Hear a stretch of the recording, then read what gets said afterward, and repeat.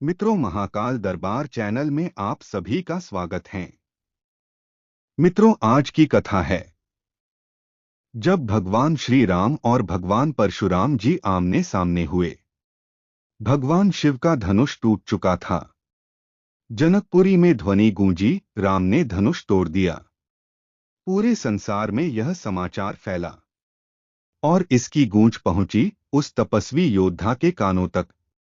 परशुराम जी को भगवान विष्णु के अवतार हैं। जब परशुराम जी को ज्ञात हुआ कि किसी युवक ने शिव जी का धनुष तोड़ा दिया है, तो उनका हृदय कांप उठा और क्रोध से भर गया। कौन है वह बालक? क्या उसमें वह शक्ति है जो मेरे धनुष को छू सके?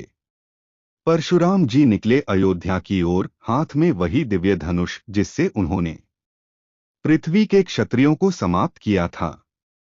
अयोध्या के राजमहल में गूंज उठा भ्रम। तेज का प्रभाव। परशुराम जी बोले, कौन है वह जिसने मेरा धनुष तोड़ा? राजा दशरथ जी भयभीत थे। तब श्री राम जी आगे आए, शांत, संयमी लेकिन तेजमय। परशुराम जी ने श्री राम जी को देखकर कहा, यदि तुम इतने बलवान हो तो इस धनुष पर प्रत्यंचा चढ़ाकर दिखाओ।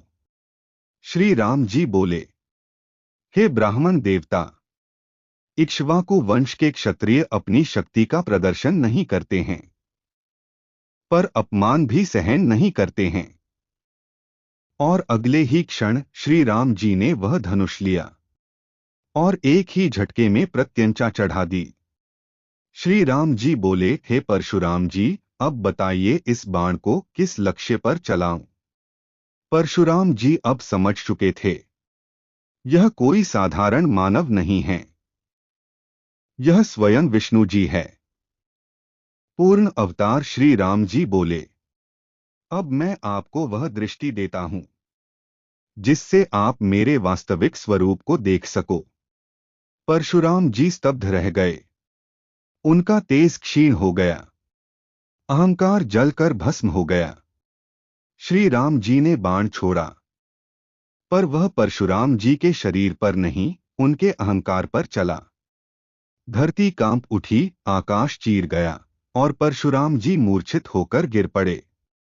और होश में आने पर परशुराम जी बोले, हे प्रभु, मैं आपको पहचान नहीं पाया था।